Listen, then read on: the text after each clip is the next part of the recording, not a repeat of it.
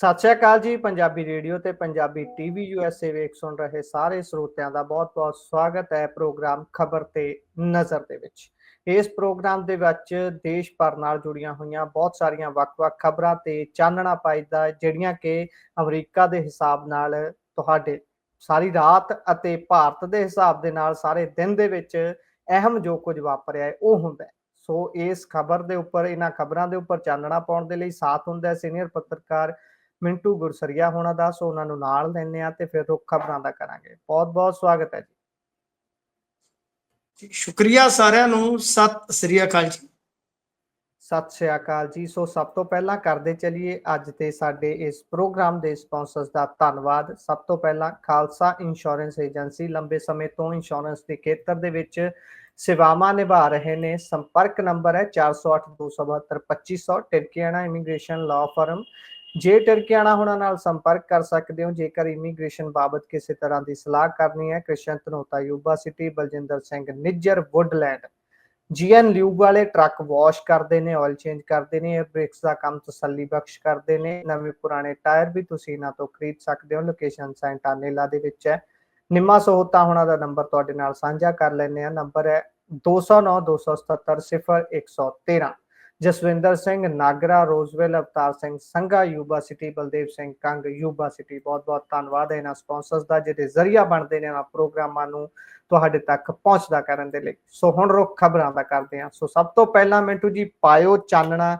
ਤੁਸੀਂ ਵੀ ਇਹਨਾਂ ਚੀਜ਼ਾਂ ਤੇ ਲਗਾਤਾਰ ਟਵੀਟ ਪੋਸਟ ਕਰਦੇ ਰਹਿੰਦੇ ਹੋ ਕਿ ਭਾਈ ਪੈ ਗਿਆ ਪੇਚਾ ਤੇ ਹੁਣ ਕਿੱਧਰ ਨੂੰ ਜਾਊਗੀ ਗੱਲ, ਜਿੱਦਾਂ ਗੀਤ ਦੀ ਤਸ਼ਬੀਹ ਦੇ ਕੇ ਗੱਲ ਸ਼ੁਰੂ ਕਰਦੇ ਹੁੰਦੇ ਆ।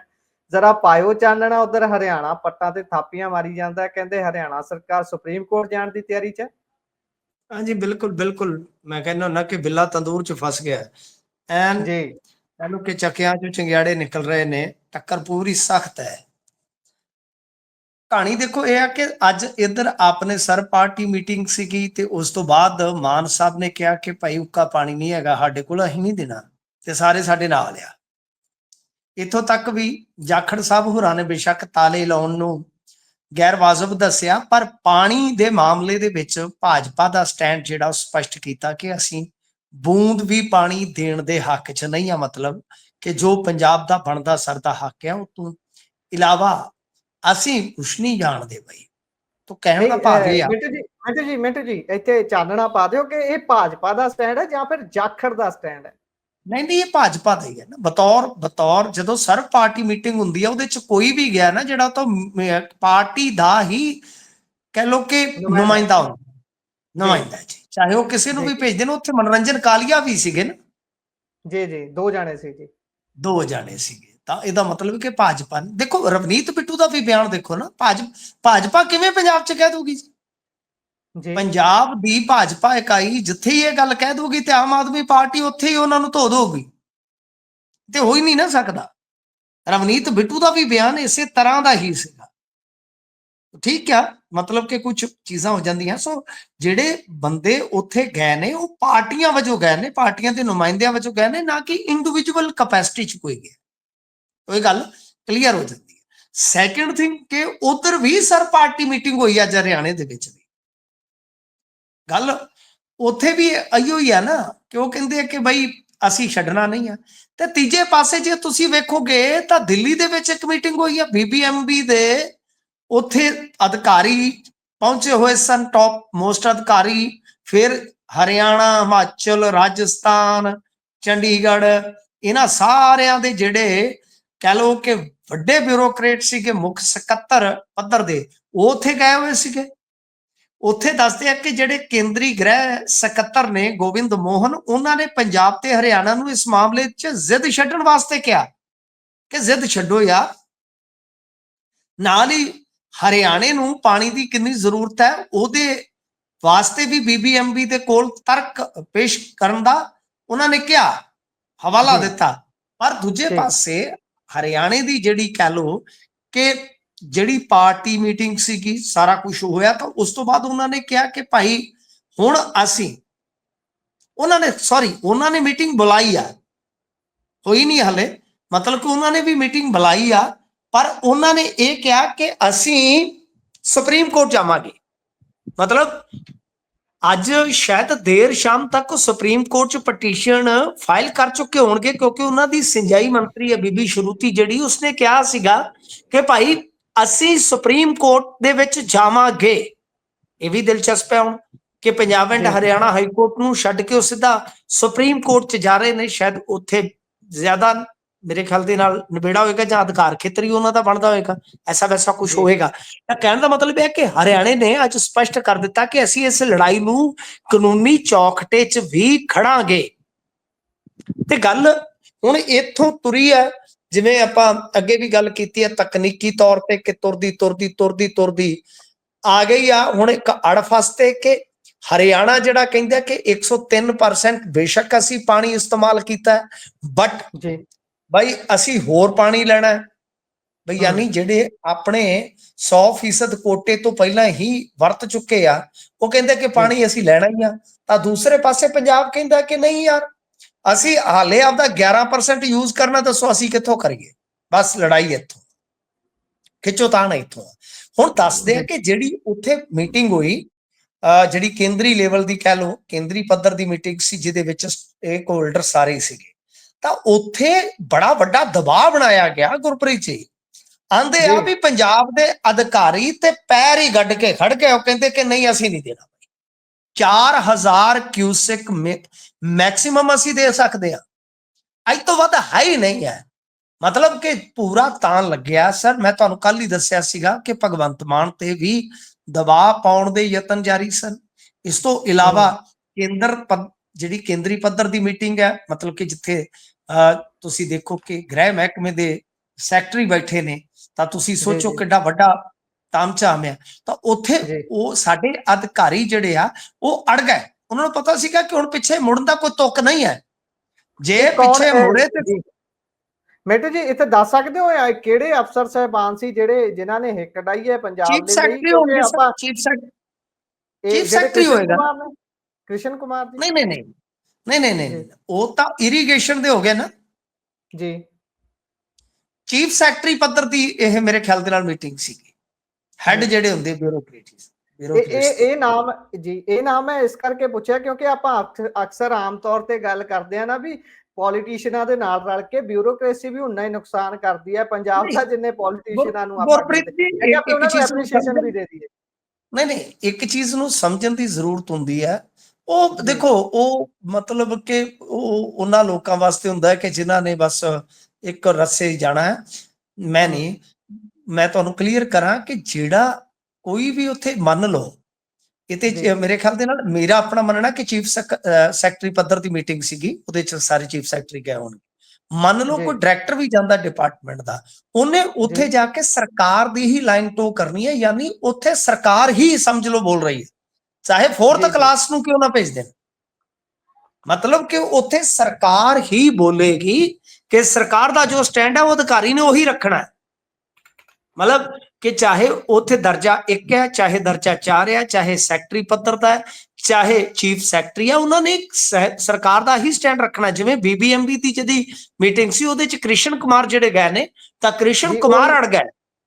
ਉਹੀ ਗੱਲ ਮੈਂ ਕੀਤੀ ਸੀ ਕਿਉਂਕਿ ਮੰਨਿਆ ਇਹ ਜਾ ਰਿਹਾ ਨਾ, ਜਦੋਂ ਵਿਦਵਾਨ ਜਿਹੜੇ ਗੱਲ ਕਰ ਰਹੇ ਨੇ ਵੱਖ-ਵੱਖ ਚੈਨਲਾਂ ਤੇ ਬੈਠ ਕੇ, ਉਹ ਇਹੀ ਗੱਲ ਨੂੰ ਟੋ ਕਰ ਰਹੇ ਨੇ ਕਿ ਇਹ ਜਿਹੜਾ ਸਟੈਂਡ ਸੀ ਇਹ ਕ੍ਰਿਸ਼ਨ ਕੁਮਾਰ ਦੇ ਵੱਲੋਂ ਲਿਆ ਗਿਆ ਸਟੈਂਡ ਸੀ। ਉਸ ਤੋਂ ਬਾਅਦ ਪਾਰਟੀ ਨੂੰ ਲੱਗਿਆ ਕਿ ਇਹਦੇ ਨਾਲ ਅਸੀਂ ਨਹੀਂ ਸਰ, ਚਲੋ ਮੈਂ ਮੁਬਾਰਕ ਅਡਾਪਟ ਕਰ ਲਿਆ।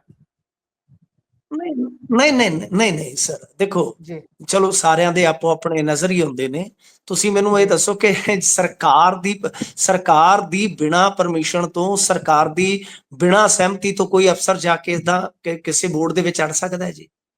ਠੀਕ ਹੈ ਨਾ, ਕਦੇ ਹੋ ਹੀ ਨਹੀਂ ਸਕਦਾ। ਇਹ ਕਦੇ ਹੋ ਹੀ ਨਹੀਂ ਸਕਦਾ ਜੀ, ਬਹੁਤ ਔਖਾ ਹੁੰਦਾ। ਤਾਂ ਕ੍ਰਿਸ਼ਨ ਕੁਮਾਰ ਜਿਹੜੇ ਆ ਨਾ, ਗੱਲ ਨੂੰ ਸਮਝੋ ਤੁਸੀਂ ਕਿ ਇੱਕ ਮੀਟਿੰਗ 23 ਅਪ੍ਰੈਲ ਨੂੰ ਹੋਈ ਸੀਗੀ, 23 ਅਪ੍ਰੈਲ ਨੂੰ। ਤਾਂ ਉਸ ਮੀਟਿੰਗ ਤੋਂ ਬਾਅਦ ਰੌਲਾ ਪਿਆ, ਉਸ ਮੀਟਿੰਗ ਦੇ ਵਿੱਚ ਵੀ ਅੜਫਸ ਹੋ ਗਈ। ਤਾਂ ਉਸ ਤੋਂ ਬਾਅਦ ਇਹਨਾਂ ਨੇ ਜਿਹੜੀ ਹੁਣ ਪਰਸੋਂ ਬੁਲਾਈ ਸੀ ਮੀਟਿੰਗ, ਤਾਂ ਉਹਦੇ ਵਿੱਚ ਜਿਹੜੇ ਕ੍ਰਿਸ਼ਨ ਕੁਮਾਰ ਸੀਗੇ, ਉਹਨਾਂ ਨੇ ਕਿਹਾ ਕਿ ਨਹੀਂ ਸਾਡੇ ਕੋਲ ਪਾਣੀ ਹੈ ਨਹੀਂ। ਤਾਂ ਉਹੀ ਸਰਕਾਰ ਦਾ ਸਟੈਂਡ ਸੀਗਾ। ਸੋ ਕੋਈ ਵੀ ਬਿਊਰੋਕਰੇਟ ਹੈ, ਬਿਊਰੋਕਰੇਟ ਆਪਣੇ ਪੱਧਰ ਤੇ ਇਸ ਤਰ੍ਹਾਂ ਦੀ ਮੀਟਿੰਗ 'ਚ ਜਾ ਕੇ ਨਹੀਂ ਕੋਈ ਕਹਿ ਸਕਦਾ ਕਿ ਇੰਡੀਵਿਜੂਅਲ ਕਪੈਸਿਟੀ 'ਚ ਮੈਂ ਕਹਿ ਰਿਹਾ ਜੀ। ਉਸਨੇ ਆਪਣੇ ਸਟੇਟ ਬੰਨਿਓ, ਆਪਣੇ ਡਿਪਾਰਟਮੈਂਟ ਬੰਨਿਓ ਆਪਣੇ ਜੋ ਉਹਦੇ ਚੇਅਰ ਦੇ ਜੋ ਵੀ ਉਹਦੇ ਹੈਗੇ ਨੇ ਅਧਿਕਾਰ ਖੇਤਰ ਦੇ ਮਾਮਲੇ, ਉਹਨਾਂ ਦੇ ਬਿਹਾਫ ਤੇ ਬੋਲਣਾ। ਤਾਂ ਮੇਰੇ ਕਹਿਣ ਦਾ ਮਤਲਬ ਇਹ ਹੈ ਕਿ ਇਹ ਨਹੀਂ ਹੈ ਕਿ ਜਾ ਕੇ ਚੀਫ ਸੈਕਟਰੀ ਜਾਂ ਸਾਡਾ ਸੈਕਟਰੀ ਕੋਈ ਜਾਂ ਡਾਇਰੈਕਟਰ ਕੋਈ ਮਹਿਕਮੇ ਦਾ ਅੜ ਗਿਆ, ਠੀਕ ਹੈ ਨਾ ਜੀ, ਤਾਂ ਉਹ ਅੜ ਗਿਆ ਜਾ ਕੇ ਤੇ ਉਹ ਬਾਅਦ ਚ ਸਰਕਾਰ ਨੇ ਕਿਹਾ ਕਿ ਹਾਂਜੀ ਹਾਂਜੀ ਹਾਂਜੀ ਠੀਕ ਹੈ ਜੀ ਇਹਨਾਂ ਨੇ ਸੋਹਣਾ ਕੀਤਾ। ਐਸਾ ਨਹੀਂ ਹੁੰਦਾ ਸਭ, ਸਾਰਾ ਕੁਛ ਜਿਹੜਾ ਹੈ ਨਾ ਉਹ ਸਲਾਹ ਮਸ਼ਵਰੇ ਦੇ ਨਾਲ ਹੁੰਦਾ। ਮੈਨੂੰ ਲੱਗਦਾ ਕਿ ਇਹ ਚੀਜ਼ ਤੇ ਆਪਾਂ ਨੂੰ ਸਮਝ ਲੈਣੀ ਚਾਹੀਦੀ ਹੈ। ਤਾਂ ਜਿਹੜੇ ਕ੍ਰਿਸ਼ਨ ਕੁਮਾਰ ਆ, ਪੰਜਾਬ ਦੇ ਵਿੱਚ ਇਹਨਾਂ ਦਾ ਬੜਾ ਲੰਮਾ ਸਮਾਂ ਤੁਹਾਨੂੰ ਪਤਾ ਹੋ ਗਿਆ। ਹੁਣ ਤਾਂ ਇਹ ਸਾਰੇ ਡਿਪਾਰਟਮੈਂਟਾਂ ਦੇ ਕਹਿ ਲਓ ਕਿ ਤਜਰਬੇਕਾਰ ਨੇ, ਤਜਰਬੇਕਾਰ ਹੈ। ਤਾਂ ਅੱਜ ਦੀ ਜਿਹੜੀ ਮੀਟਿੰਗ ਸੀ ਚੈੱਕ ਕਰ ਲਿਓ, ਮੇਰੇ ਖਿਆਲ ਦੇ ਨਾਲ ਉੱਥੇ ਚੀਫ ਸੈਕਟਰੀ ਗਏ ਹੋਣਗੇ ਜਾਂ ਸੈਕਟਰੀ ਪੱਧਰ ਦੇ ਅਧਿਕਾਰੀ ਗਏ ਹੋਣਗੇ। ਤਾਂ ਇਹ ਸਾਰੀ ਹੈਗੀ ਆ ਸੂਰਤ-ਹਾਲ ਕਿ ਉੱਥੇ ਤੇ ਇੱਥੇ ਤਿੰਨਾਂ ਥਾਵਾਂ ਤੇ ਆਪਾਂ ਕਹਿ ਲਈਏ ਕਿ ਜੋ ਪੰਜਾਬ ਸਰਕਾਰ ਦਾ, ਜਾਂ ਪੰਜਾਬ ਸਰਕਾਰ ਦਾ ਵੀ ਨਹੀਂ ਕਹਿ ਸਕਦੇ, ਇੱਥੇ ਜੋ ਪੰਜਾਬ ਦਾ ਸਟੈਂਡ ਹੈ ਉਹੀ ਸਟੈਂਡ ਜਾਂ ਉਹੀ ਲਾਈਨ ਜਿਹੜੀ ਹੈ ਟੋ ਕੀਤੀ ਜਾ ਰਹੀ ਹੈ, ਜਿਹੜੀ ਕਿ ਮਾੜੀ ਨਹੀਂ ਹੈ। ਮੈਂ ਤਾਂ ਤੁਹਾਡੇ ਸਾਹਮਣੇ ਜਦੋਂ ਹਾਲੇ ਕਨਫਿਊਜ਼ਨ ਚੱਲ ਰਹੀ ਸੀ ਕਿ ਆਪਾਂ ਤਾਂ ਉਸ ਵੇਲੇ ਵੀ ਕਿਹਾ ਸੀਗਾ ਕਿ ਮਾਮਲਾ ਜਿਹੜਾ ਉਹ ਮਾਮਲਾ ਇਸ ਤਰ੍ਹਾਂ ਦਾ ਕਿ ਬਾਂਹ ਮਰੋੜ ਕੇ ਕੱਲ ਨੂੰ ਉਹ ਅੱਜ ਲਿਜਾ ਰਹੇ ਆ ਤੇ ਕੱਲ ਨੂੰ ਭਾਜਪਾ ਦੀ ਇੱਥੇ ਸਰਕਾਰ ਹੋਏਗੀ ਤੇ ਫਿਰ ਤਾਂ ਬਾਂਹ ਮਰੋੜਨ ਦੀ ਵੀ ਲੋੜ ਹੀ ਨਹੀਂ। ਤਾਂ ਇਸ ਕਰਕੇ ਸਾਨੂੰ ਆਪਣੇ ਹੱਕਾਂ ਪ੍ਰਤੀ ਚੁਕੰਨੇ ਹੋਣ ਦੀ ਜ਼ਰੂਰਤ ਹੈ, ਕਿਉਂਕਿ ਅੱਗੇ ਵੇਸਲੇ ਹੋ ਕੇ ਆਂਦੇ ਹੁੰਦੇ ਆ ਨਾ ਕਿ ਫਾਟਕ ਟੁੱਟਿਆ ਤੇ ਘਰ ਲੁੱਟਿਆ। ਅੱਗੇ ਸਾਡਾ ਫਾਟਕ ਟੁੱਟਿਆ ਤੇ ਘਰ ਲੁੱਟਿਆ ਗਿਆ, ਜਿੰਨਾ ਕਿ ਹੈਗਾ ਬਚਾਉਣ ਦੀ ਜ਼ਰੂਰਤ ਹੈ ਜੀ। ਜੀ, ਇਹ ਤਾਂ ਹੈ। ਇਸ ਦੇ ਲਈ ਪਾਰਟੀ ਲਾਈਨ ਤੋਂ ਅਲੱਗ ਹੋ ਕੇ ਇੱਕ ਤਰੀਕੇ ਨਾਲ ਇਕੱਠੇ ਹੋ ਕੇ ਪੰਜਾਬ ਲਈ ਹੰਬੜਾ ਮਾਰਨ ਦੀ ਲੋੜ ਹੈ। ਉੱਥੇ ਹੀ ਬਹੁਤ ਸਾਰੇ ਮੈਂ ਟਵੀਟ, ਬਹੁਤ ਸਾਰੇ ਫੇਸਬੁੱਕ ਤੇ ਪੋਸਟਾਂ ਦੇਖ ਰਿਹਾ ਸੀ ਕਿ ਜਿਹੜੀ ਇਹ ਸਰਬ ਪਾਰਟੀ ਮੀਟਿੰਗ ਹੋਈ ਹੈ ਉਸ ਦੇ ਵਿੱਚ ਵੀ ਲੋਕ ਗੱਲਾਂ ਕਰ ਰਹੇ ਸੀ, ਕਿ ਟਿੱਪਣੀਆਂ ਕਰ ਰਹੇ ਸੀ ਸਿੱਧੇ ਤੌਰ ਤੇ ਕਹੀਏ ਤਾਂ, ਕਿ ਭਾਈ ਇਹਦੇ ਵਿੱਚ ਨਾ ਤਾਂ ਕੋਈ ਏਜੰਡਾ ਤੁਸੀਂ ਡਿਸਕਸ ਕਰਨ ਤੋਂ ਬਾਅਦ ਕੋਈ ਢੁਕਵਾਂ ਫੈਸਲਾ ਲਿਆ ਹੈ ਕਿ ਹੁਣ ਅੱਗੇ ਕਰਨਾ ਕੀ ਹੈ, ਨਾ ਤਾਂ ਇਹਦਾ ਕੋਈ ਸਿਰ ਪੈਰ ਹੈ ਤੁਹਾਡੀ ਮੀਟਿੰਗ ਦਾ। ਤੁਸੀਂ ਬਸ ਵਾਹ ਕਰ ਲਈ ਹੈ ਆਪਣੀ ਸਰਕਾਰ ਦੀ ਤੇ ਆਪੋ ਆਪਣੀ ਪਾਰਟੀ ਦੀ। ਮੈਂ ਥੋੜਾ ਜਿਹਾ ਡਿਫਰ ਕਰਦਾ ਜੀ ਇਸ ਚੀਜ਼ ਤੋਂ, ਇਸ ਵਿਚਾਰ ਤੋਂ, ਠੀਕ ਹੈ। ਸਾਡੇ ਫੇਸਬੁੱਕ ਤੇ ਤੁਹਾਨੂੰ ਪਤਾ ਹੀ ਆ ਤਰ੍ਹਾਂ ਤਰ੍ਹਾਂ ਦੇ ਵਿਦਵਾਨ ਬੈਠੇ ਆ। ਸਰ ਆਲ ਪਾਰਟੀ ਮੀਟਿੰਗ ਦਾ ਮਤਲਬ ਹੁੰਦਾ ਹੈ ਕਿ ਇੱਕ ਲਾਈਨ ਚ ਆ ਜਾਣਾ, ਮਤਲਬ ਇਹ ਸਾਰੀਆਂ ਸਿਆਸੀ ਧਿਰਾਂ ਦਾ ਇੱਕ ਲਾਈਨ ਚ ਆ ਜਾਣਾ ਕਿ ਉੱਥੇ ਮੁੱਖ ਮੰਤਰੀ ਸਪਸ਼ਟ ਕਰਦੇ ਨੇ ਕਿ ਭਾਈ ਇਹ ਮਾਮਲਾ ਜਿਹੜਾ ਹੈ ਉਹ ਆਪਣੇ ਪੰਜਾਬ ਨਾਲ ਜੁੜਿਆ, ਦੱਸੋ ਕਿੱਦਾਂ ਕਰਨੀ ਹੈ। ਤਾਂ ਉੱਥੇ ਮੈਨੂੰ ਦੱਸੋ ਕਿ ਏਜੰਡਾ ਕੀ ਹੋਏਗਾ, ਜਦੋਂ ਏਜੰਡਾ ਤੇ BBMB ਦਾ ਪਾਣੀ ਹੈ ਨਾ। ਹੋਰ ਏਜੰਡਾ ਕਬੱਡੀ ਖੇਡਣ ਦਾ ਥੋੜੀ ਹੈ ਕਿ ਆਓ ਆਪਾਂ ਇਕੱਲੇ ਨੂੰ ਇਕੱਲਾ ਕਬੱਡੀ ਖੇਡ ਕੇ ਦੇਖ ਲਈਏ। ਮੈਨੂੰ ਤੇ ਸਮਝ ਨਹੀਂ ਆਉਂਦੀ ਜੀ, ਏਜੰਡਾ ਇੱਕੋ ਆ। ਹੁਣ ਉਹ ਸਾਰੇ ਇਕੱਠੇ ਹੋ ਗਏ ਕਿ ਸਾਰਿਆਂ ਨੇ ਕਹਿ ਦਿੱਤਾ, ਹਾਮੀ ਭਰ ਦਿੱਤੀ ਕਿ ਠੀਕ ਹੈ। ਮਾਨ ਸਾਹਿਬ ਨੇ ਆ ਕੇ ਪ੍ਰੈਸ ਕਾਨਫਰੰਸ ਕੀ ਕਿਹਾ ਕਿ ਸਾਰੇ ਸਾਡੇ ਨਾਲ ਹੈ ਬਾਈ, ਤਾਂ ਇਕਤਾ ਜਿਹੜੀ ਉਹ ਦਿਖਾ ਦਿੱਤੀ। ਹੁਣ ਉਹ ਇਜਲਾਸ ਸੱਦ ਰਹੇ ਨੇ ਸੋਮਵਾਰ, ਉਧਰ ਨੂੰ ਮਤਾ ਪਾ ਦੇਣਗੇ ਜੀ, ਠੀਕ ਹੈ। ਉਧਰ ਮੰਨ ਲਓ ਕਾਨੂੰਨੀ ਲੜਾਈ ਸ਼ੁਰੂ ਹੋ ਜਾਏਗੀ। ਪਾਣੀ ਉਹ ਛੱਡ ਨਹੀਂ ਰਹੇ, ਚਾਹੇ ਜਿੰਨਾ ਮਰਜ਼ੀ ਜੋ ਮਰਜ਼ੀ ਕਹਿ ਲਓ ਜੀ ਉਹਨਾਂ ਨੂੰ, ਠੀਕ ਹੈ ਨਾ। ਇੱਥੇ ਤੇ ਉਹ ਅੜੇ ਹੋਏ ਆ, ਹੁਣ ਤੱਕ ਤਾਂ ਅੜੇ ਹੋਏ ਆ। ਮਤਲਬ ਕਿ ਇੰਨਾ ਜ਼ੋਰ ਲੱਗਣ ਦੇ ਬਾਵਜੂਦ ਮਤਲਬ ਕਿ BBMB ਪੂਰੇ ਦਬਾਅ ਪਾ ਰਹੀ ਹੈ ਪੰਜਾਬ ਸਰਕਾਰ ਤੇ ਕਿ ਪਾਣੀ ਛੱਡੋ, ਪਾਣੀ ਉਹ ਛੱਡ ਨਹੀਂ ਰਹੇ। ਦੱਸੋ ਹੋਰ ਕੀ ਉਹ ਫਾਈਲ ਅਟਕ ਜਾਣ। ਮੇਰੇ ਤੋਂ ਵੱਡਾ ਕ੍ਰਿਟਿਕ ਤੇ ਕੋਈ ਹੈ ਨਹੀਂਗਾ ਮੇਰੇ ਖਿਆਲ ਦੇ ਨਾਲ ਮਾਨਦਾ ਜੀ। ਜਿੰਨੀ ਆਲੋਚਨਾ ਮੈਂ ਕਰਦਾ ਦਿਨ ਦੇ ਵਿੱਚ 5-7 ਥਾਵਾਂ ਤੇ ਕਰ ਰਿਹਾ ਉਹਨਾਂ ਘੱਟੋ ਘੱਟ। ਪਰ ਕੁਝ ਮਾਮਲਿਆਂ 'ਚ ਸਾਨੂੰ ਥੋੜਾ ਜਿਹਾ ਅੱਛਾ, ਹੁਣ ਗੱਲ ਤੇ ਇਹ ਆ ਕਿ ਕੁਛ ਲੋਕ ਤੇ ਇਹ ਵੀ ਸਵਾਲ ਚੁੱਕੀ ਜਾਂਦੇ ਕਿ ਫਲਾਣੇ ਨੂੰ ਨਹੀਂ ਸੱਦਿਆ, ਫਲਾਣੇ ਨੂੰ ਨਹੀਂ ਸੱਦਿਆ, ਤੇ ਜਿਨ੍ਹਾਂ ਬਾਰੇ ਕੋਈ ਕਹਿੰਦੇ ਉਹਨਾਂ ਦੀ ਤਾਂ ਹਾਲੇ ਕੋਈ ਪਾਰਟੀ ਰਜਿਸਟਰਡ ਵੀ ਨਹੀਂ ਹੋਈ। ਦੱਸੋ ਗੱਲ ਇਹ ਹੈ ਕਿ ਬਈ ਸਾਡੀ ਵਿਰੋਧਤਾ ਦਾ ਵੀ ਕੋਈ ਪੈਮਾਨਾ ਹੋਣਾ। ਅੱਛਾ, ਇੱਕ ਦਿਨ ਪਹਿਲਾਂ ਤੱਕ ਤੇ ਕਹੀ ਜਾਂਦੇ ਸੀ ਕਿ ਮਾਨ ਆ ਜਿਹੜੇ ਫੇਸਬੁੱਕ ਤੇ ਆ ਜ਼ਿਆਦਾਤਰ ਕਹਿੰਦੇ ਸੀ ਮਾਨ ਨੂੰ ਸਿਆਸਤ ਕਰਦੇ ਆ, ਤੇ ਜਦੋਂ ਤਕਨੀਕੀ ਪੱਖ ਸਾਡੇ ਵਰਗਿਆਂ ਨੇ ਰੱਖਣਾ ਸ਼ੁਰੂ ਕਰ ਦਿੱਤਾ, ਦੱਸਣਾ ਸ਼ੁਰੂ ਕਰ ਦਿੱਤਾ, ਅਖਬਾਰਾਂ 'ਚ ਆਇਆ ਕਿ ਐਕਚੁਅਲ 'ਚ ਪ੍ਰੋਬਲਮ ਇਹ ਆ, ਉਹਨਾਂ ਦੀ ਲੜਾਈ ਹੁਣ ਭਾਜਪਾ ਨਾਲ ਆ ਸਿੱਧੀ। ਤੇ ਉਹਨਾਂ ਨੂੰ ਪਤਾ ਕਿ ਬਈ ਇੱਥੇ ਭਾਜਪਾ ਨੂੰ ਅਸੀਂ ਘੇਰ ਸਕਦੇ ਹਾਂ, ਬਾਹਰਲੇ ਸੂਬਿਆਂ 'ਚ ਵੀ ਘੇਰ ਸਕਦੇ ਹਾਂ। ਤੇ ਇੱਕ ਐਸਾ ਪਾਣੀ, ਐਸਾ ਮੁੱਦਾ ਹੈ ਜੋ ਸਾਡੇ ਧੋਣੇ ਧੋ ਦਊਗਾ। ਪਾਣੀ ਵੈਸੇ ਵੀ ਦਾਗ ਧੋ ਦਿੰਦਾ, ਕਿ ਪਾਣੀ ਇੱਕ ਐਸਾ ਮੁੱਦਾ ਹੈ ਕਿ ਕੈਪਟਨ ਅਮਰਿੰਦਰ ਸਿੰਘ ਨੂੰ ਹੀਰੋ ਬਣਾ ਗਿਆ ਸੀ ਸਰ ਡਿਕਸੀ ਦੇ ਗੁਰਦੁਆਰੇ ਦੇ ਵਿੱਚ। ਤੁਹਾਨੂੰ ਸ਼ਾਇਦ ਗੁਰਪ੍ਰੀਤ ਜੀ ਨਹੀਂ ਪਤਾ ਹੋਣਾ, ਤੁਸੀਂ ਛੋਟੇ ਹੋ ਗਏ ਉਦੋਂ। ਕੈਪਟਨ ਦੇ ਸਟੈਂਡ, ਉਹ ਹੁਣੇ ਗੂਗਲ ਕਰੋ ਤੁਹਾਨੂੰ ਫੋਟੋ ਮਿਲ ਜਾਏਗੀ, ਕੈਪਟਨ ਇਨ ਡਿਕਸੀ ਗੁਰਦੁਆਰਾ ਕੈਨੇਡਾ, ਤੇ ਪਿੱਛੇ ਬੈਨਰ ਦੇਖੋ ਕੀ ਲੱਗਿਆ ਹੋਇਆ। यानी ਇੰਨਾ ਤਗੜਾ ਇਹਨਾਂ ਨੂੰ ਮਤਲਬ ਕਿ ਦੁਨੀਆ ਭਰ ਚ ਹੁੰਗਾਰਾ ਮਿਲਿਆ ਸੀ ਕਿ ਖਾਲਿਸਤਾਨੀ ਧਿਰਾਂ ਨੇ ਵੀ ਕੈਪਟਨ ਅਮਰਿੰਦਰ ਸਿੰਘ ਨੂੰ ਉਸ ਵੇਲੇ ਸਪੋਰਟ ਤੱਕ ਕੀਤੀ ਸੀਗੀ। ਠੀਕ ਹੈ ਨਾ ਜੀ, ਰਾਤੋਂ ਰਾਤ ਕੈਪਟਨ ਅਮਰਿੰਦਰ ਸਿੰਘ ਪੰਜਾਬ ਦਾ ਹੀਰੋ ਬਣ ਗਿਆ ਸੀ ਜਦੋਂ ਇਹਨਾਂ ਨੇ ਸਮਝੌਤੇ ਰੱਦ ਕੀਤੇ ਸਨ, ਰਾਤੋਂ ਰਾਤ। ਤਾਂ ਮਤਲਬ ਕਿ ਅੱਜ ਇਹਨਾਂ ਨੂੰ ਕੋਈ ਵੜਨ ਦੇਊਗਾ ਉੱਥੇ ਕੈਨੇਡਾ ਦੇ ਵਿੱਚ? ਥਾਂ ਥਾਂ ਤੇ ਇਹਨਾਂ ਦੇ ਵਿਰੋਧ ਹੁੰਦੇ ਆ। ਤਾਂ ਕਿਸੇ ਟਾਈਮ ਕਿਉਂਕਿ ਸਾਨੂੰ ਤਾਂ ਇਹੀ ਗੱਲਾਂ ਹੁੰਦੀਆਂ ਨੇ ਸਭ, ਉਦੋਂ ਸਾਰੀਆਂ ਧਿਰਾਂ ਨੇ ਕੈਪਟਨ ਦੇ ਸਟੈਂਡ ਦੀ ਸਲੌਤ ਕੀਤੀ ਸੀ ਤੇ ਇਹਨਾਂ ਨੂੰ ਸ਼ਾਇਦ ਇਸ ਚੀਜ਼ ਦਾ ਪਤਾ ਲੱਗ ਗਿਆ। ਇਹ ਸਾਰੀ ਖੇਡ ਦਾ ਮਾਸਟਰਮਾਈਂਡ ਅਰਵਿੰਦ ਕੇਜਰੀਵਾਲ ਹੈ ਜੀ। ਸਾਰੀ ਗੇਮ ਦਾ ਸਿਰਜਕ ਉਹੀ ਆ ਕਿ ਜੇ ਨੁਕਸਾਨ ਹੋਏਗਾ ਤਾਂ ਮਾਨ ਦਾ ਹੋਏਗਾ ਤੇ ਜੇ ਫਾਇਦਾ ਹੋਏਗਾ ਉਹ ਸਾਡੀ ਸਾਰੀ ਪਾਰਟੀ ਦਾ ਹੋਏਗਾ। ਇੱਥੇ ਕੁਰਸੀ ਦਾ ਤੇ ਲੱਗੀ ਆ ਮਾਨ ਦੀ। ਪਿਛਲੇ ਦਿਨੀ ਮੈਂ ਤੇ ਵੀ ਸੁਣਿਆ ਕਿ ਸਿਸੋਦੀਆ ਤੇ ਮਾਨ ਸਾਹਿਬ ਦੇ ਦਰਮਿਆਨ ਮਤਭੇਦ ਵੀ ਹੋ ਗਏ ਸਨ ਥੋੜੇ। ਉਸ ਤੋਂ ਬਾਅਦ ਕੇਜਰੀਵਾਲ ਸਾਹਿਬ ਨੇ ਇੰਟਰਵੀਨ ਕੀਤਾ, ਮਾਮਲੇ ਨੂੰ ਸੁਲਝਾਇਆ ਜੀ। ਸੋ ਇੰਟਰਨਲ ਪੋਲਿਟਿਕਸ ਦੇ ਲਿਹਾਜ਼ ਨਾਲ ਵੀ ਦੇਖੀਏ ਤਾਂ ਮੇਰੇ ਖਿਆਲ ਦੇ ਨਾਲ ਕਾਫੀ ਕੁਝ ਹੈ ਗੁਰਪ੍ਰੀਤ ਜੀ। ਉਤਲੀ ਸਤ੍ਹਾ ਤੇ ਦੇਖਣ ਵਾਲੀ ਚੀਜ਼ ਨਹੀਂ ਹੈ, ਸਤ੍ਹਾ ਦੇ ਹੇਠਾਂ ਵੀ ਕਾਫੀ ਹਲਚਲ ਹੈ ਇਹਨਾਂ ਆਮ ਆਦਮੀ ਪਾਰਟੀ 'ਚ ਜੀ। ਸੋ ਹੁਣ ਕੁਝ ਹੋਰ ਅਹਿਮ ਖਬਰਾਂ ਦੇ ਉੱਪਰ ਵੀ ਆਪਾਂ ਚਾਨਣਾ ਪਾ ਲੈਂਦੇ ਹਾਂ। ਮੈਨੂੰ ਲੱਗਦਾ ਆਪਾਂ ਬਹੁਤ ਚੰਗੇ ਤਰੀਕੇ ਦੇ ਨਾਲ ਇਸ ਪਾਣੀ ਦੇ ਮਸਲੇ ਨੂੰ ਡਿਸਕਸ ਕਰ ਲਿਆ। ਹਾਲਾਂਕਿ ਇਸ ਤੇ ਤਾਂ ਕਈ ਘੰਟੇ ਲਾਏ ਜਾ ਸਕਦੇ ਨੇ, ਇੰਨਾ ਗੰਭੀਰ ਇਹ ਮਸਲਾ ਹੈ। ਪਰ ਆਪਾਂ ਅੱਗੇ ਚੱਲਦੇ ਹਾਂ ਜੀ। ਉਧਰ ਮਜੀਠੀਆ ਸੁਰੱਖਿਆ ਮਾਮਲੇ ਦੇ ਵਿੱਚ ਮੁੜ ਸੁਣਵਾਈ ਹੋਈ ਹੈ ਜੀ, ਪਾਇਓ ਜ਼ਰਾ ਚਾਨਣਾ। ਦੇਖੋ, ਮਜੀਠੀਆ ਦੀ ਸੁਰੱਖਿਆ ਦਾ ਮਾਮਲਾ ਕਿ ਸੁਰੱਖਿਆ ਦੇ ਵਿੱਚ ਕਟੌਤੀ ਹੋ ਗਈ ਸੀ, ਆਪਾਂ ਨੂੰ ਸਭਨਾਂ ਨੂੰ ਪਤਾ ਹੀ ਹੈ ਜੀ। ਤਾਂ ਉਸ ਤੋਂ ਬਾਅਦ ਹੁਣ ਨਵੇਂ ਸਿਰੇ ਤੋਂ ਮੇਰੇ ਖਿਆਲ ਦੇ ਨਾਲ ਰਿਪੋਰਟ ਜਿਹੜੀ ਆ ਉਹ ਮੰਗੀ ਗਈ ਆ। ਪੰਜਾਬ ਸਰਕਾਰ ਨੂੰ ਨਵੀਂ ਰਿਪੋਰਟ ਪੇਸ਼ ਕਰਨ ਦਾ ਆਰਡਰ ਹੋਇਆ ਤੇ 12 ਜੁਲਾਈ ਤੱਕ ਅਗਲੀ ਸੁਣਵਾਈ ਜਿਹੜੀ ਆ ਉਹ ਪਾ ਦਿੱਤੀ ਹੈ। ਕੇਂਦਰ ਨੇ ਆਪਣੀ ਰਿਪੋਰਟ ਜਿਹੜੀ ਆ ਉਹ ਪੰਜਾਬ ਨੂੰ ਸੌਂਪ ਦਿੱਤੀ ਹੈ। ਕੇਂਦਰ ਸਰਕਾਰ ਦੇ ਵਕੀਲ ਨੇ ਜਵਾਬ ਦਾਖਲ ਕਰਦੇ ਹੋਏ ਆ ਅੱਜ ਕਿਹਾ ਕਿ ਉਹਨਾਂ ਨੇ ਆਪਣੀ ਰਿਪੋਰਟ ਜਿਹੜੀ ਹੈ ਸੌਂਪ ਦਿੱਤੀ ਆ। ਇਸ ਆਧਾਰ ਤੇ ਪੰਜਾਬ ਨੇ ਆਪਣੀ ਰਿਪੋਰਟ ਜਿਹੜੀ ਆ ਉਹ ਦਿੱਤੀ ਆ। ਹੁਣ ਅਦਾਲਤ ਨੇ ਕਿਹਾ ਕਿ ਤੁਸੀਂ ਪੂਰੀ ਤਰ੍ਹਾਂ ਸੁਰੱਖਿਆ ਦਾ ਰਿਵਿਊ ਜਿਹੜਾ ਹੈ ਉਹ ਕਰ ਲਓ, ਇਸ ਤੋਂ ਬਾਅਦ ਸਰਕਾਰ ਆਪਦੀ ਰਿਪੋਰਟ ਦੇ ਦੇਵੇ। ਤੇ ਇਹ ਮਾਮਲਾ ਕੁਝ ਸਮੇਂ ਕਹਿੰਦੇ ਕਿ ਰਾਜਨੀਤਿਕ ਰੰਗ ਲੈ ਗਿਆ ਸੀ।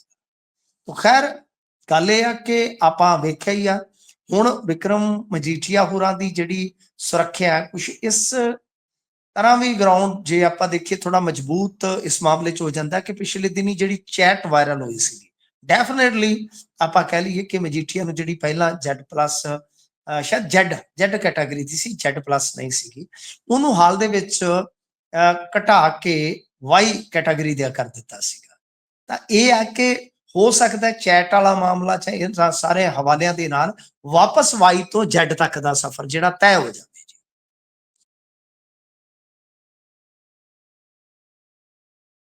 ਜੀ। ਸੋ ਵੇਖਦੇ ਹਾਂ ਬਣਦਾ ਕੀ ਹੈ। ਸੋ ਅਗਲੀ ਖਬਰ ਤੇ ਚੱਲੀਏ। ਉਧਰ ਡਾਕਟਰ ਬਲਵੀਰ ਨੇ ਲਾਏ ਦੋ ਸਟੇਟਾਂ ਤੇ ਦੋਸ਼ ਜੀ। ਇਹ ਕਿਹੜੇ ਦੋਸ਼ ਲਾ ਰਹੇ ਨੇ ਹੁਣ? ਦੇਖੋ, ਇਹਨਾਂ ਨੇ ਦੋਸ਼ ਲਾਏ ਨੇ ਕਿ ਸਾਡੇ ਇੱਥੇ ਡਰੱਗ ਵਾਸਤੇ ਬਈ ਮਹਾਰਾਸ਼ਟਰ ਅਤੇ ਗੁਜਰਾਤ ਬਹੁਤ ਹੱਦ ਤੱਕ ਜ਼ਿੰਮੇਵਾਰ ਨੇ। ਮਤਲਬ ਕਿ ਹੁਣ ਦੇਖੀਏ ਤਾਂ ਠੀਕ ਆ ਕਿ ਕੁਝ ਪੋਰਟਸ ਦੇ ਜ਼ਰੀਏ ਡਰੱਗ ਜਿਹੜੀਆਂ ਕੰਸਾਈਨਮੈਂਟਾਂ ਨੇ ਉਹ ਆਈਆਂ, ਕੁਝ ਰਿਕਵਰ ਹੋਈਆਂ, ਡੈਫੀਨੇਟਲੀ ਕੁਝ ਜਿਹੜੀਆਂ ਨੇ ਉਹ ਬਾਜ਼ਾਰ 'ਚ ਲੰਘੀਆਂ ਹੋਣਗੀਆਂ, ਰਗਾਂ 'ਚ ਲੰਘੀਆਂ ਹੋਣਗੀਆਂ। ਸਭਨਾਂ ਨੂੰ ਪਤਾ ਹੀ ਹੈ ਕਿ ਗੱਲ ਜਿਹੜੀ ਅਸਲ ਦੇ ਵਿੱਚ ਇਹ ਹੈ ਕਿ ਮੈਨੂੰ ਲੱਗਦਾ ਕਿ ਜੋ ਇਹ ਗੱਲਾਂ ਕਰ ਰਹੇ ਨੇ ਕਿ ਪੰਜਾਬ ਦੇ ਵਿੱਚ ਨਸ਼ੇ ਲਈ ਫਲਾਣਾ ਜ਼ਿੰਮੇਵਾਰ ਹੈ ਤਾਂ ਜਾਂ ਕੇਂਦਰ ਦਾ ਜਿਹੜਾ ਫਲਾਣਾ ਬਿਊਰੋ ਹੈ ਉਹ ਕੰਮ ਨਹੀਂ ਕਰ ਰਿਹਾ, ਇਹ ਸਾਰੀਆਂ ਚੀਜ਼ਾਂ ਜਿਹੜੀਆਂ ਨੇ ਉਹ ਬੇਸਲੈਸ ਨੇ। ਬੇਸਲੈਸ ਇਉਂ ਨੇ ਕਿ ਕੋਈ ਵੀ ਖਿੱਤਾ, ਹੁਣ ਜੇ ਤੁਸੀਂ ਦੇਖੋਗੇ, ਮੈਨੂੰ ਦੱਸੋ ਗੋਆ ਨਸ਼ਾ ਮੁਕਤ ਹੈ ਕਿਤੇ? ਜੀ ਨਹੀਂ।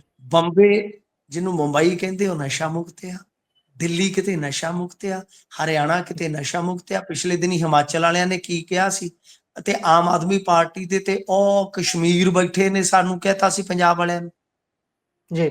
ਤੁਸੀਂ ਸੋਚ ਕੇ ਦੇਖੋ, ਕਸ਼ਮੀਰ 'ਚ ਬੈਠੇ ਆਮ ਆਦਮੀ ਪਾਰਟੀ ਦੇ MLA ਨੇ ਸਾਨੂੰ ਬਲੇਮ ਕਰ ਦਿੱਤਾ ਸੀਗਾ ਜੀ। ਇੱਕੋ ਇੱਕ ਗੱਲ MLA ਨੇ। ਹਾਂ ਜੀ।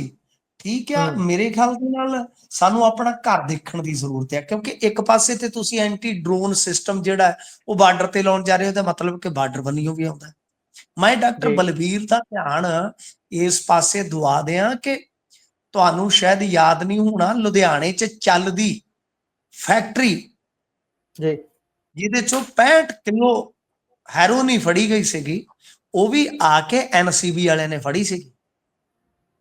ਠੀਕ ਹੈ ਨਾ ਜੀ, ਨਾਰਕੋਟਿਕਸ ਕੰਟਰੋਲ ਬਿਊਰੋ ਵਾਲਿਆਂ ਨੇ ਜੀ। ਤਾਂ ਮਤਲਬ ਕਿ ਤੁਹਾਨੂੰ ਤਾਂ ਉਹ ਵੀ ਨਹੀਂ ਸੀ ਪਤਾ ਲੱਗਿਆ। ਜੇ ਇਸ ਹਿਸਾਬ ਨਾਲ ਉਹ ਕਹਿਣ ਕਿ ਪੰਜਾਬ ਸਰਕਾਰ ਤੇ ਘੁੱਗੂਆਂ ਦੀ ਸਰਕਾਰ ਆ, ਇਹਨਾਂ ਦੇ ਤਾਂ ਉੱਥੇ ਡਿਸਟਿਲਰੀ ਚਲੀ ਜਾਂਦੀ ਹੈ ਜੀ, ਉੱਥੇ ਮਤਲਬ ਕਿ ਫੈਕਟਰੀ ਚਲੀ ਜਾਂਦੀ ਆ।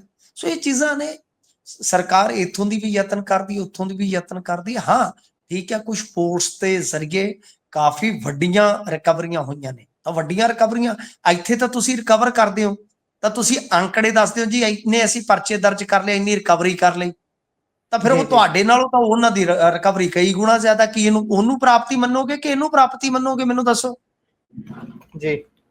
ਠੀਕ ਹੈ ਨਾ ਜੀ, ਰਿਕਵਰੀ ਤਾਂ ਫਿਰ ਉਹ ਕਹਿਣਗੇ ਕਿ ਅਸੀਂ ਤਾਂ ਇੰਨੇ ਕੁਆਂਟਲਾਂ 'ਚ ਕੀਤੀ, ਉਹਦੀ ਕੀਮਤ ਲਾ ਲਓ।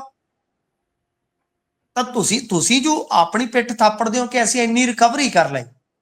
ਇਸ ਕਰਕੇ ਤਾਲਮੇਲ ਦੇ ਨਾਲ ਹੀ ਆ ਕਿ ਕੇਂਦਰੀ ਏਜੰਸੀਆਂ ਆਪਣਾ ਕੰਮ ਇਮਾਨਦਾਰੀ ਨਾਲ ਕਰਨ, ਤੁਸੀਂ ਆਪਣੀ ਇਮਾਨਦਾਰੀ ਨਾਲ ਕੰਮ ਕਰੋ, ਸ਼ਿੱਦਤ ਦੇ ਨਾਲ ਕੰਮ ਕਰੋ। ਔਰ ਡਾਕਟਰ ਬਲਬੀਰ ਦੇ ਬਿਆਨ ਤੋਂ ਕਿਤੇ ਨਾ ਕਿਤੇ ਮੈਨੂੰ ਤੇ ਅੰਦਾਜ਼ਾ ਹੁੰਦਾ ਆਉਣ ਵਾਲੇ ਸਮੇਂ ਦਾ, ਕਿ ਆਉਣ ਵਾਲੇ ਸਮੇਂ ਵਾਸਤੇ ਸ਼ਾਇਦ ਡਾਕਟਰ ਬਲਬੀਰ ਨੇ ਪਹਿਲਾਂ ਹੀ ਆਪਣੀ ਤਿਆਰੀ ਕਰ ਲਈ ਆ ਕਿ ਬਾਈ ਮੇਰੇ ਵੱਸ ਨਾ ਰੰਝ ਨਾ ਆਵੇ, ਬੰਨ ਕੇ ਨਾਲ ਲਿਜਾਂਦੇ ਖੇੜੇ, ਕਿ ਇਹਨਾਂ ਦੇ ਵੱਸ ਦਾ ਹਾਲ ਕੁਛ ਨਹੀਂ ਰਹਿਣਾ। 31 ਮਈ ਤੋਂ ਬਾਅਦ ਇਹਨਾਂ ਨੇ ਇਸੇ ਤਰ੍ਹਾਂ ਦੇ ਬਹਾਨੇ ਟੋਲਣੇ ਜੀ, ਕੋਈ ਨਵਾਂ ਰਾਹ ਲੱਭ ਲੈਣਗੇ। ਭਈ 100 ਗੱਲਾਂ ਹੁੰਦੀਆਂ ਨੇ ਪੂਰੀ ਸਟੇਟ 'ਚ, ਇੱਕ ਬਹਾਨਾ ਥੋੜੀ ਹੈ। ਮਿੱਤਰਾਂ ਦੀ ਗੱਲ ਛੱਡ ਦੇ, ਸੂਈ ਲੱਭ ਲੈਂਦੇ ਹਨੇਰੇ 'ਚੋਂ, ਇਹਨਾਂ ਦੀ ਗੱਲ ਆ ਕੋਈ।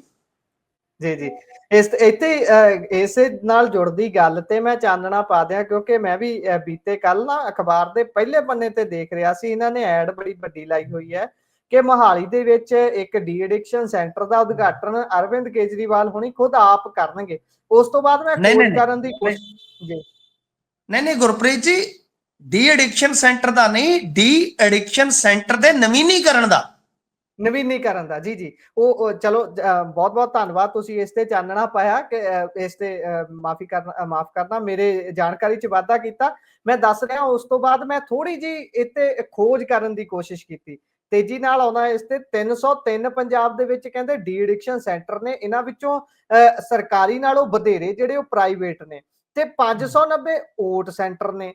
ਤੇ ਇਹਨਾਂ ਸਾਰੇ ਸੈਂਟਰਾਂ ਨੂੰ ਮਿਲਾ ਕੇ ਜੇਕਰ ਆਪਾਂ ਮਰੀਜ਼ਾਂ ਦੀ ਗਿਣਤੀ ਕਰ ਲਈਏ, 8,74,000 ਲੋਕ ਇਹਨਾਂ 'ਚ ਇਲਾਜ ਲੈਣ ਦੇ ਲਈ 2017 ਤੋਂ 2022 ਤੱਕ ਆਏ ਨੇ। ਇਹ ਸੁਣਦੇ ਜਾਇਓ ਜੀ, ਬਹੁਤ ਕੀਮਤੀ ਜਾਣਕਾਰੀ ਹੈ, ਜਿਹੜੇ ਸਰੋਤੇ ਨੇ ਉਹ ਵੀ ਨੋਟ ਕਰ ਲੈਣ ਬੇਸ਼ੱਕ। ਤੇ ਇਹ ਜਾਣਕਾਰੀ ਦਾ ਹਵਾਲਾ ਜਿਹੜਾ ਮੈਂ ਦੇ ਰਿਹਾ, ਇਹ ਇੰਡੀਅਨ ਐਕਸਪ੍ਰੈਸ ਤੇ ਦਾ ਟ੍ਰਿਬਿਊਨ ਦੇ ਵਿੱਚ ਛਪੇ ਹੋਏ ਸਰਕਾਰੀ ਆંકੜਿਆਂ ਦੇ ਨੇ। ਤੇ ਗਵਰਨਮੈਂਟ ਦੇ ਜਿਹੜੇ ਸੈਂਟਰ ਨੇ ਉਹਨਾਂ ਦੇ ਵਿੱਚ ਲੋਕ ਆਏ ਜੀ 2,62,000, ਤੇ ਪ੍ਰਾਈਵੇਟ ਸੈਂਟਰਾਂ 'ਚ ਲੋਕ ਆਏ ਜੀ 6,12,000। ਪਰ ਉਹਨਾਂ 'ਚੋਂ ਠੀਕ ਕਿੰਨੇ ਹੋਏ ਨੇ, ਇਹ ਨੋਟ ਕਰਨ ਵਾਲੀ ਗੱਲ ਹੈ। ਸਰਕਾਰੀ ਦੇ ਵਿੱਚੋਂ ਠੀਕ ਹੋਏ ਜੀ 4,000 ਮਰੀਜ਼, ਤੇ ਪ੍ਰਾਈਵੇਟ ਦੇ ਵਿੱਚੋਂ ਜਿੱਥੇ ਵੱਧ ਲੋਕ ਆਏ ਉੱਥੋਂ ਠੀਕ ਹੋਏ 244। ਕਹਿਣ ਦਾ ਭਾਵ ਵੀ ਕੁੱਲ ਸਰਕਾਰੀ ਤੇ ਪ੍ਰਾਈਵੇਟ ਆંકੜਿਆਂ ਦੋਨਾਂ ਨੂੰ ਮਿਲਾ ਕੇ 0.5% ਠੀਕ ਹੋਏ ਨੇ। ਤੇ ਨਵੀਨੀਕਰਨ ਦੀਆਂ ਐਡਾਂ ਪਹਿਲੇ ਪੰਨੇ ਤੇ ਲਾਉਂਦੇ ਨੇ, ਤੁਸੀਂ ਆਪ ਅੰਦਾਜ਼ਾ ਲਾ ਸਕਦੇ ਹੋ। ਕੋਈ ਟਿੱਪਣੀ ਚਾਹੁੰਦੇ ਹੋ ਕਰਨੀ ਤਾਂ ਜ਼ਰੂਰ ਕਰਿਓ ਜੀ। ਨਹੀਂ ਦੇਖੋ, ਇਹਦੇ 'ਚ ਇਲਾਜ ਨਹੀਂ ਹੁੰਦਾ ਗੁਰਪ੍ਰੀਤ ਜੀ, ਇਹਦੇ 'ਚ ਉਹ ਗੋਲੀ ਦਿੰਦੇ ਨੇ, ਬੁਪਰੀਨੋਰਫਿਨ ਦੀ ਗੋਲੀ ਹੁੰਦੀ ਹੈ, ਜਿਹਨੂੰ ਜਿਬ ਵਾਲੀ ਗੋਲੀ ਕਹਿੰਦੇ ਨੇ। ਠੀਕ ਹੈ ਜੀ, ਤਾਂ ਉਹ ਹੁਣ ਗੱਲ ਇਹ ਆ ਕਿ ਲੰਮਾ ਸਮਾਂ ਲੋਕ ਛੱਡਣਾ ਹੀ ਨਹੀਂ ਚਾਹੁੰਦੇ, ਉਹ ਲਈ ਜਾਂਦੇ, ਸਰਕਾਰ ਦਈ ਜਾਂਦੀ ਹੈ ਵੀ ਦੂਜੇ ਵੱਲ ਟੀਕੇ ਮੱਲ ਨਾ ਜਾਣਗੇ, ਇੱਧਰ ਨਾ ਜਾਣਗੇ, ਉੱਧਰ ਨਾ ਜਾਣਗੇ, ਲਈ ਚੱਲੋ ਜੀ।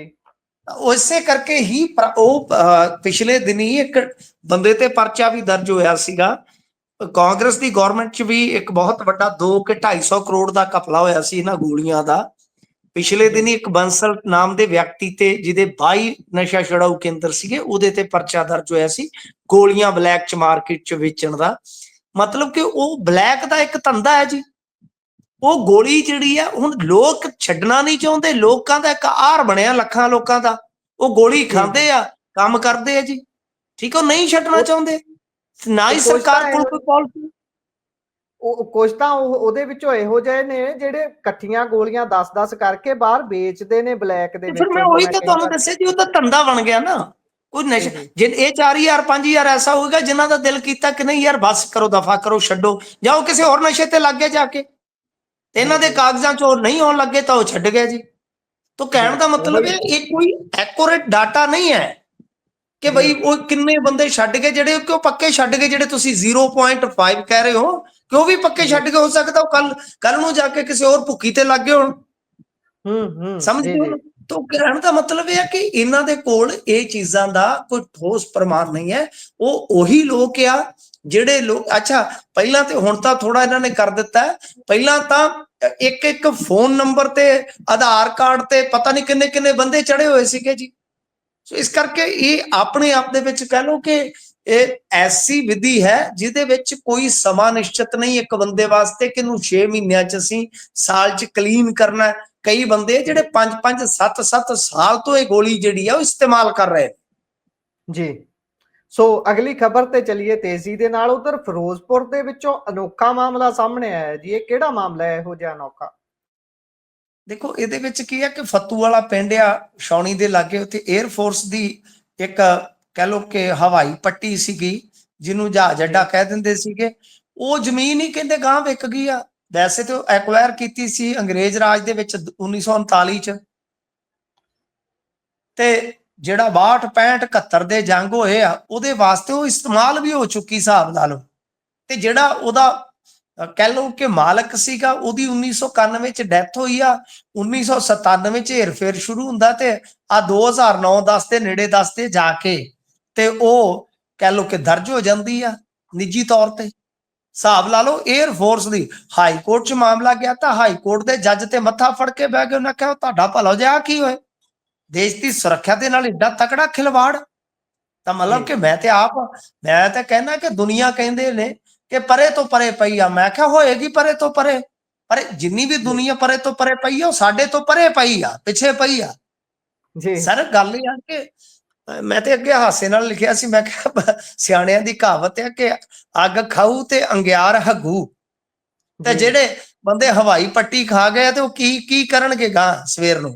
ਤਾਂ ਕੁਝ ਵੀ ਨਹੀਂ ਛੱਡਦੇ ਇੱਥੇ। ਸਰ ਮੈਂ ਤੁਹਾਨੂੰ ਇੱਕ ਹੋਰ ਦੱਸਾਂ, ਫਿਰੋਜ਼ਪੁਰ ਏਰੀਏ ਦੇ ਵਿੱਚ ਤੇ ਅਸੀਂ ਉਹ ਵੀ ਕਾਂਡ ਦੇਖਿਆ ਕਿ ਜਦੋਂ ਸੀਬੀਆਈ ਆਈ ਕਹਿੰਦੇ ਜੀ ਕਿ ਸੀਵਰੇਜ ਦਿਖਾਓ ਕਿੱਥੇ ਆ, ਤੇ ਉਹ ਪੁੱਟ ਕੇ ਮਰ ਗਏ। ਸੀਵਰੇਜ ਹੀ ਨਹੀਂ ਲੱਭਾ, ਸੀਵਰੇਜ ਹੀ ਖਾ ਗਏ ਕੰਟੋਨਮੈਂਟ ਏਰੀਆ ਚ, ਛਾਉਣੀ ਚ। ਮਤਲਬ ਕਿ ਥੱਲੇ ਕੱਖ ਵੀ ਨਹੀਂ। ਕਹਿੰਦੇ ਜੀ ਇੱਥੇ ਸੀਵਰੇਜ ਪਾਇਆ, ਇੱਥੇ ਸੀਵਰੇਜ ਪਾਇਆ। ਹਿਸਾਬ ਲਾ ਲਓ ਕਿੱਡਾ ਘਪਲਾ ਹੋਏਗਾ। ਕਿਹੜੀ ਹਾਜ਼ਮੇ ਦੀ ਗੋਲੀ ਖਾਂਦੇ ਨੇ पता नहीं जी। सो ये पता नहीं न जाने कौन सा सस्ता नशा करते हैं, तो पता नहीं जी, पर खिची आउंदे आ काम जी। ਜੀ ਇਹ ਪਤਾ ਨਹੀਂ ਹਾਜ਼ਮੇ ਦੀ ਗੋਲੀ ਕਿੰਨੀ ਤਕੜੀ ਹੋਊ ਇਹਨਾਂ ਦੀ, ਜਿਹੜੇ ਰਲਾ ਕੇ ਰੇਤਾ ਬਜਦੀ ਇਕੱਠੀ ਵੀ ਖਾ ਜਾਂਦੇ ਨੇ, ਤੇ ਜੇ ਅਲੱਗ ਹੋਵੇ ਫੇਰ ਤਾਂ ਛੱਡਦੇ ਕਿੱਥੇ ਨੇ। ਪਰ ਅੱਗੇ ਚਲੀਏ, ਉਧਰ ਸ਼ਿਵ ਸੈਨਾ ਆਗੂ ਤੇ ਕੇਸ ਦਰਜ ਹੋਇਆ ਜੀ। हाँ जी, देखो ये शिव सेना का कोई, वैसे तो शिव सेना भी कई ने, शिव सेना का कोई नेता कह सकते हैं। ये जी लुधियाना दे शिव सेना समाजवादी का कोई राष्ट्रीय प्रधान आ। ये FIR है, केस रद्द करवाउण दे नाम ते 1,60,000 ले लिया। 2 ਇਹਦੇ ਮੁੰਡੇ ਤੇ ਇਹਨਾਂ ਦੇ ਸਮਰਥਕਾਂ ਤੇ ਵੀ ਸਾਰਿਆਂ ਤੇ ਕੇਸ ਹੋਇਆ ਹੈ। ਇਹਦਾ ਨਾਮ ਹੈ ਕਮਲੇਸ਼ ਭਾਰਦਵਾਜ। 2 ਇਹਦੇ ਪੁੱਤਰ ਆ ਤੇ 3 ਇਹਦੇ ਸਮਰਥਕ ਆ। ਮਤਲਬ ਕਿ 1,60,000 ਦੀ ਇਹਨਾਂ ਨੇ ਧੋਖਾਧੜੀ ਜਿਹੜੀ ਆ ਉਹ ਕੀਤੀ ਆ। ਇਹਦੇ ਚ ਕੋਈ ਰਿਸ਼ਵ ਕਨੋਜੀ ਹੈ, ਉਹ ਕਹਿੰਦਾ 24 ਚ ਉਹਦੇ ਖਿਲਾਫ ਥਾਣਾ ਡਿਵੀਜ਼ਨ ਨੰਬਰ 1 ਉਹਦੇ ਵਿੱਚ ਮਾਮਲਾ ਦਰਜ ਹੋਇਆ ਸੀਗਾ। ਤੇ ਉਸ ਤੋਂ ਬਾਅਦ ਇਹ ਜਿਹੜੇ ਉਕਤ ਦੋਸ਼ੀਆਂ ਨੇ ਹਨ, ਇਹਨਾਂ ਨੇ ਮਾਮਲਾ ਰੱਦ ਕਰਵਾਉਣ ਲਈ 2 ਲੱਖ ਚ ਡੀਲ ਕੀਤੀ, 1,60,000 ਲੈ ਗਏ, ਪਰ ਮਾਮਲਾ ਰੱਦ ਨਹੀਂ ਕਰਵਾਇਆ। ਤਾਂ ਭਾਈ ਆਹੀ ਤੇ ਚੀਜ਼ਾਂ, ਆਹੀ ਤੇ ਗੱਲਾਂ ਜਿਹੜੀਆਂ ਆ ਉਹ ਇਹਨਾਂ ਬਾਰੇ ਉੱਡਦੀਆਂ ਨੇ ਕਿ ਜਨਾਬ ਇਹ ਬਹੁਤੇ ਜਿਹੜੇ ਬੰਦੇ, ਚਲੋ ਮੈਂ ਉਹਨਾਂ ਬਾਰੇ ਤੇ ਨਹੀਂ ਕਹਿੰਦਾ, ਪਰ ਇਹਨਾਂ ਚ ਕੁਝ ਬੰਦੇ ਇਹੋ ਜਿਹੇ ਜਿਨ੍ਹਾਂ ਨੇ ਕੰਮ ਹੀ ਠੱਗੀ ਠੋਰੀ ਦੇ ਤੁਰੇ ਆ। ਕਿਹੋ ਜਿਹਾ ਇਲਜ਼ਾਮ ਹੈ ਜਿਹੜਾ ਇਹਨਾਂ ਤੇ ਨਹੀਂ ਲੱਗਦਾ, ਕਿਸੇ ਤੇ ਕੋਈ।